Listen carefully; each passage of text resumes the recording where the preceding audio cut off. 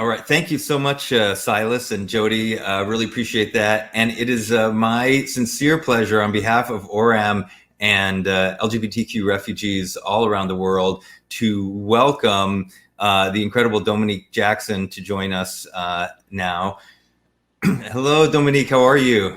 Hi, I'm well. How are you? I'm great. Thank you. You look amazing. We are beyond thrilled to have you with us here today.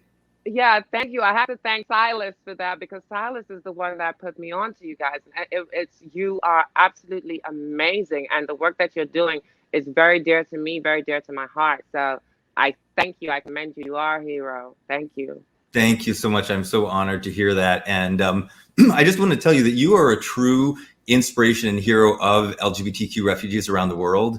When I made my first trip to Nairobi to meet some of the refugees we work with and support there, I visited them at one of their safe houses, and they were watching a show on their laptop.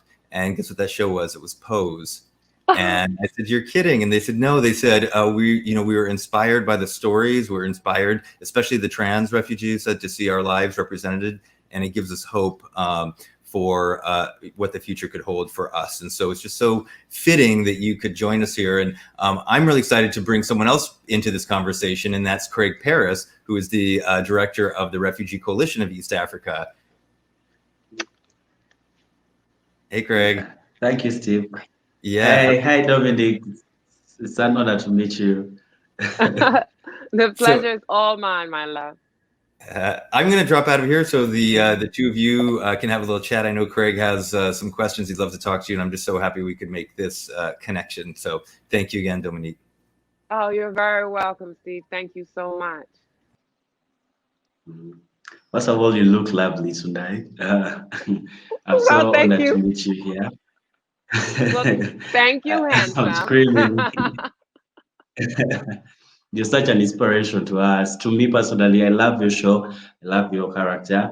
And I'm actually portraying Electra for the skit. I hope you love it. But I'm so glad that you're here in support of this campaign, in support of this movement. And I would love to ask you a few questions, if you don't mind. Of course, darling, you can ask me anything. Like growing up a queer person in Tobacco, Uh, how was it like for you? Could you tell us well, about your early life? oh, well, early life was actually in the beginning really great for me because I had love, I had family. We have a very big family, especially in Tobago. I then began to realize that things were very different for me. And then I started to hear as I was growing up how people would look at, you know, folks that appear to be different. And I say different because at that time I had no words for gay or transgender. And I remember there was a one, I think I was about 10 or 11, and I knew from about 4 or 5 years old that I am a woman, I'm a girl, and this is who I am. But my space did not allow for that to be nurtured. And so in school I played characters like Wonder Woman, and that was my safe space because I was allowed to do that by the other kids, but they didn't realize the safety that it gave me. But as I grew up, I realized that it was cute when you're younger, and then the seriousness of it started to take to show its ugly face. And there was a trans person on the island who was not able to get into a taxi, was not able to even go to hospital. They were just they lived on the island ostracized, being people would pelt stones at them. They would uh, say dirty things about them. But as I saw this person as they slept on under houses and was run away with cutlasses and machetes, they had a joy. They seemed to be so happy. And throughout what everyone else was seeing, I thought to myself, wow, everyone on this island, no one on this island is giving you any kind of love or space or anything, but you're still happy. And as I grew up, I went through my journey and I had to leave my island because I was being taken advantage of. I was not being able to to grow even as a person, because people were seeing me. And now in hindsight, I put it like this: they saw the woman in me, and people tried to take advantage of that, including one of my priests. And my life was devastated. I came to the US in order to escape all of that trauma. And once I got here, I thought, wow, great. My studies got better. I improved in school so much that I was in honor classes in school, but there was still that underlying, I have to become me. I have to be me. I had to understand myself. I had to get to know the truth in me. And I was fearful of that because all I could picture was this person that was so constantly rejected. I didn't want to have to face that rejection from society at all. But on the inside, I was being destroyed because I knew there was something more to me. And I knew that it was not a curse. I knew it was not an abomination. I just knew it was me. And that was for me to be the woman that I was born to be. And I came to the US and started school here. And it was a different school system. Like I said, I got much better at school. And then as I progressed, I realized that family still would not accept me. But in the US, I had standing ground. If I, because of the molestation and rape I went through, I thought that I uh, was HIV positive, but I was afraid to actually look for help, and I didn't know where to look for help, because if I went to a doctor, my mother would know.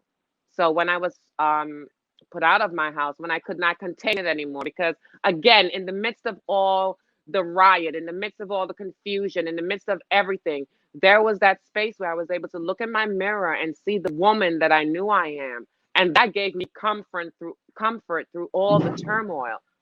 And so as I um as I started to live in my truth, I knew that I would lose family. I lost family. And what happened was, that's when I realized that you need a green card to be in the US.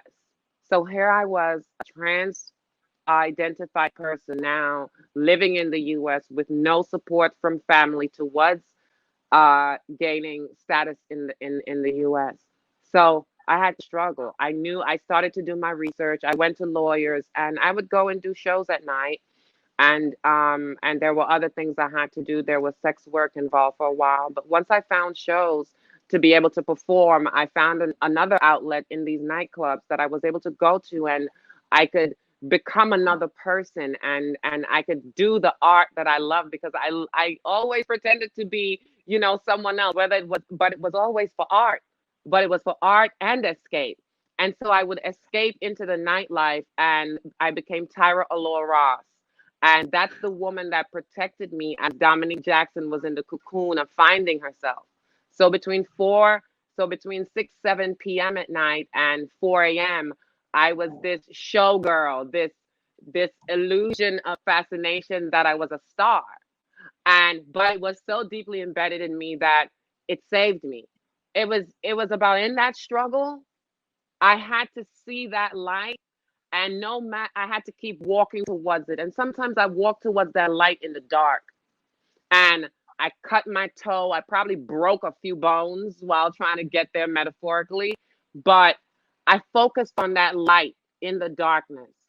And when I couldn't see the light, I created one for myself. But wow, amazing story. And that takes us to the next question. Pause, it's such a big show here, and it's because you portray this strong character, Electra, and everyone here will be mad if I don't bring this question out. How is it like? How is the experience on Pause, and how is it like to portray the iconic Electra on the ballroom scene? How is Well, it for you? at first it was really scary, because as a trans woman, now I'm in Hollywood, now I'm out. Now there were times where I was very fearful that people would use me as an example to try to say, okay, let's take this one out, or take one of these girls out, so that trans people will continue to be, marginalized, so that we'll be fearful of getting out there. And then I really got into the character. I started to hear from people about how much it changed their lives. And I thought my character was just so evil, and I didn't realize the strength in her, because I guess I was so fearful of things. But by season 2, I was like, I love this woman. I am of this woman. So many of us are this woman, whether you're male, female, non-binary, there's so many of us in Electra. It is like a strength that you just have to find out of nowhere to make it. Now she is a bit sassy and mean at times, but it's all out of love and protection. And I I love her strength. I love her ability to just stand and tower. And towering is not about physical height. It's about it's about that confidence. It's that confidence in yourself when you are able to stand and hold your head high despite what a person in front of you may think of you and then read them for filth. Yeah. Wow. Wow. I love her. I love what she portrays and what she evokes in us, all of us, like you said. And And wait, wait, also wait. And wait. We cannot forget the fashion. no, Electra no, no, has no, no. taught Oh my you God, we cannot could forget the never. fashion. Forget the No. fashion. She brings it all the time on the ballroom. Yes. Yes, she's really And that's amazing what with we the do. fashion. And she's amazing with the fashion, but remember, she this is all gathered from what she learned in ballroom. In ballroom, we're able to create from nothing. And so many times designers have come into ballroom and taken our stuff and used it on the runways. So it's about creation. It's about having that creativity to create Right. something from nothing and then be fabulous with it. Fabulous. Anyway, what advice would you give to queer refugees like me or queer refugees here in Nairobi and in Kakuma camp and elsewhere in East Africa who fled persecution and they're just going through challenging times as they are waiting for their resettlement and they want to make it through to make it to safety like you did? What would you give them? What would you tell them? I would tell you to each and every one of you that is going that is going through this. First off, I admire your strength and your courage. I send you love, I send you courage, I send you strength. My advice to you is to know that you have purpose. Know that you have value. Know that you are worth everything that you believe in yourself and then some. Don't let anything or any situation stop you from that. I remember when I was homeless and actually sleeping on the benches of Central Park. I vowed to myself that I would do everything in my power to make sure that I never had to sleep on a park bench again. But I would do it without having to step on anyone else or hurt anyone else. I made a promise to myself that no matter what I went through, my heart would still focus on being human, seeing humanity. So I tell you, I urge you, I implore you. The struggle is tough, it is hard. I remember those nights and those days where I thought that I would never make it through. I would never get status in a country. I would never find a place that I could call my home. I want you to never, ever, ever, ever, ever give up hope. I want you to stay strong together. Believe in the community that you are, the brothership, the sisterhood, the family that you have right now. Believe in that. Support each other. Empower each other. Do not ever make this a competition. Don't. When you start to compete with your brothers and sisters, when you start to compete with your family, what you are doing is holding each and every one of you back. Come together as one community and fight this together. Use each other as stand on each other's shoulders. Offer your shoulders to your brothers and sisters so that they can get through, so that they can turn around and hand a hand back to you and help you. Don't ever give up. But please, you are your brother's keepers, not in the sense of control, but in the sense of support and empowerment. And you will get through this. Believe me, it seems dark, but you will get through this. Just don't give up and continue to lead with kindness because you are leaders, each and every one of you. Thank you. Thank you so much. You're Beautiful very words. welcome, my love. There's really nothing more I could possibly add to that was so incredibly beautiful and inspiring, Dominique. And I just want to say on behalf of ORAM and LGBTQ refugees around the world, thank you so much.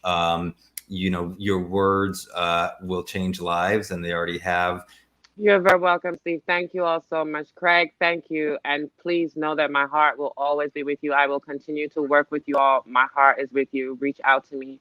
But please do stay strong, and please continue to support and to show each other lots and lots and lots of love.